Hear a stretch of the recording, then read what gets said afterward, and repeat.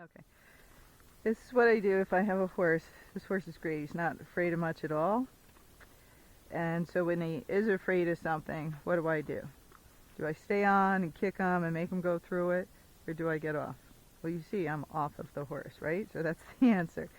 Because all day long he takes care of me. So when he's afraid of one thing, it's time for us to take care of him. So he's not sure of this pipe thing right here. And we've been by this before, but he probably never looked. And so today it caught his eye because the dog was barking and he moved over and he saw it. And I didn't freak out or anything, but he stopped and looked, and I could just feel that he was fearful. He put his head up and he didn't go the other way, but I could feel that he wanted to turn and leave. So I got off. I slowly walked him up to it, and then while he looked at it, he wanted to eat some grass. So that then tells me he sees that it's a pipe, it's not going to kill him, and he's going to get over it.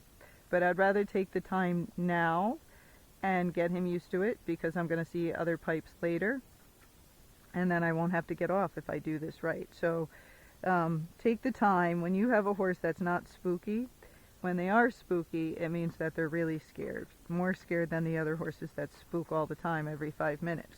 So do your horse a favor, and when they are spooky, get off, let them take a look at it, hang out at it, or walk back and forth over and over again until your horse understands what it is, he's not afraid, and he's okay.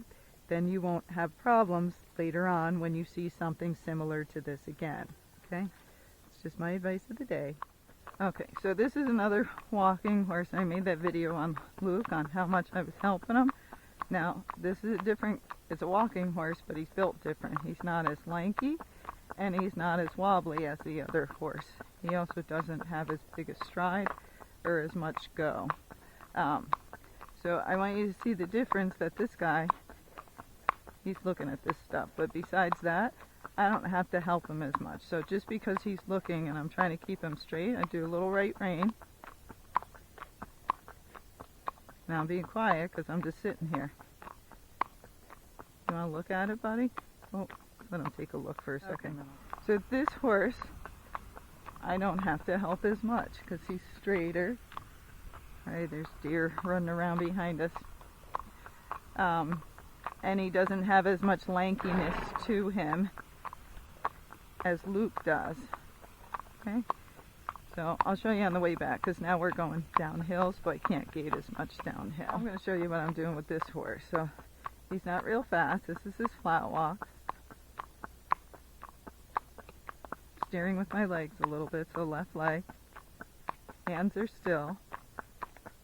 Now a little half halt because he got fast. Little left rein because he's going off to the right.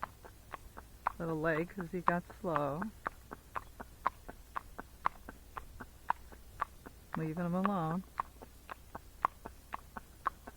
Little right rein because he's headed towards the garbage can. Little half halt because he sped up. Another little half halt. Guess he wants to go over the garbage can. Okay, but you see it's a lot less. Luke, I was tweaking my reins a little bit, like all the time. So some of them you have to do a lot more with. Some of them you don't have to do much at all. Just depends on the horse, how straight they are, how loose they are, and how hard it is to keep them into their gait.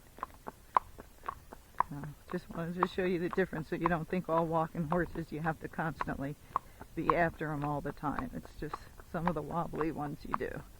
But there's wobbly foxtrotters and wobbly Rocky Mountains as well, so it's not just that one breed.